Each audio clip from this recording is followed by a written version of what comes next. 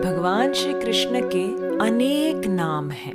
आज मैं आपको एक नाम की कथा सुनाऊंगी। एक गांव में एक किसान था और अपने खेत में खूब काम करता था। उस खेत में एक दिन ब्राह्मण देवता पधारे और ब्राह्मण को देखकर एक किसान ने उनकी बहुत सेवा की। उन्हें भोजन पानी इत्यादि कराया, उन्हें आराम करने की स्थान दी और जाते वक्त ब्राह्मण से ये किसान ने पूछा, हे ब्राह्मण जी, क्या आप मुझे कोई मंत्र सिखा सकते हैं? तो ब्राह्मण ने कहा जी, और एक बहुत ही लंबा चौड़ा संस्कृत मंत्र सुनाया। अब ये साधारण सा किसान कहता है, मुझे ये मंत्र नहीं याद होगा, मैं नहीं कह पाऊंगा, बड़ा कठिन मंत्र है ये, कुछ सरल बताइए। तो साधु जी एक और मंत्र सुनाते हैं, वो भी बड़ा ही कॉम्प्लिकेटेड था, टंग ट्विस्टर की तरह, जो बोल ही नहीं पा रहा था किसान। कहता है ये भी बड़ा कठिन है, मुझसे ये मंत्र नहीं बोला जाएगा, कुछ बहुत सिंपल बता दीजिए ना जो मैं कर पाऊं।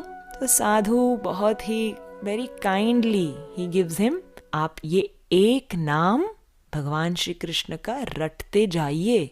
क्या है वो नाम? कृष्ण चंद्र। तो किसान को कह रहा है, बोलो कृष्ण चंद्र, कृष्ण चंद्र। अब जैसे तैसे ये बेचारा किसान कोशिश कर रहा है और कह रहा है कृष्ण चंद्र, कृष्ण चंद्र, अलग अलग तरीके से कोशिश कर रहा है, बड़ी मुश्किल से कह पा रहा है एक शब्द जो भगवान श्री कृष्ण का एक नाम है। कृष्ण चंद्र, कृष्ण चंद्र, कृष्ण चंद्र, कृष्ण चंद्र, कृष्ण चंद्र बोले जा रहा है, बोले जा रहा है।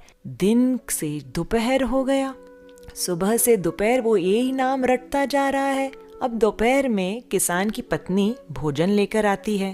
अरे पतिदेव भोजन कर लीजिए। अब पतिदेव क्या कर रहे हैं, हमारे किसान क्या कर रहे हैं? कृष्ण चंद्र, कृष्ण चंद्र, कृष्ण चंद्र बोले जा रहे।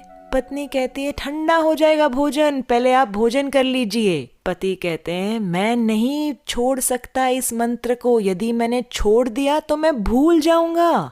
तो पत्नी कहती है okay, I have an idea, आप भोजन पा लीजिए और मंत्र मुझे बता दीजिए, क्या जप रहे हैं आप? मैं जपती रहूंगी, फिर आपका जब भोजन समाप्त हो जाएगा मैं आपको बता दूंगी क्या कहना है। तो किसान अपनी पत्नी को कहता है ठीक है बोलते रहो, कृष्ण चंद्र, कृष्ण चंद्र, कृष्ण चंद्र। पत्नी ने भी हाँ हाँ हाँ ठीक है मैं बोलती रहूंगी, और वो कहने लगी कृष्ण चंद्र, कृष्ण चंद्र। धीरे धीरे यहाँ चलती गई, वहाँ चलती गई, अरे ये सखी से बात करने लगी, वहाँ उस ग्वाले से बात करने लगी, अरे बीच बीच में मंत्र भी बोल रही थी। किसान अपना भोजन पा रहा है। जैसे ही भोजन समाप्त हो गया अपने पत्नी से कहता है चलो मुझे बताओ वो क्या शब्द था जो मुझे जप करना है।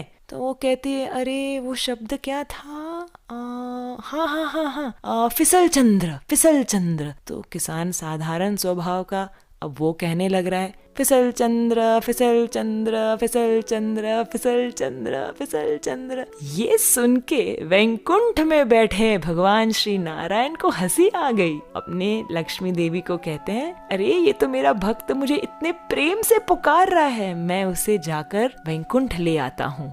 लक्ष्मी जी कहते हैं प्रभु रुकिए रुकिए, आपको सुनाई दे रहा है बराबर वो क्या कह रहा है? वो कह रहा है फिसल चंद्र, फिसल चंद्र। वो आपको नहीं पुकार रहा है, आपका नाम तो कृष्ण चंद्र, कृष्ण चंद्र है। तो भगवान लक्ष्मी जी से कहते हैं अरे ये भी मेरा एक नाम है, तुम्हें पता नहीं? लक्ष्मी जी कहते हैं नहीं। तो भगवान नारायण कहते हैं जब मैं गोकुल में था ना, छोटा सा कन्हैया कृष्णा, तब यशोदा मैया मुझे बहुत सुंदर तैयार करती थी, आभूषण पहनाती थी, सुंदर सुंदर नए वस्त्र पहनाती थी और मुझे भेजती थी ग्वालों के साथ, गैयों के साथ। और मैं दिन भर कभी गोबर में फिसल जाता, कभी यमुना के पानी में फिसल जाता, और फिर कभी तो मैं गोपियों के घर के माखन में ही फिसल जाता।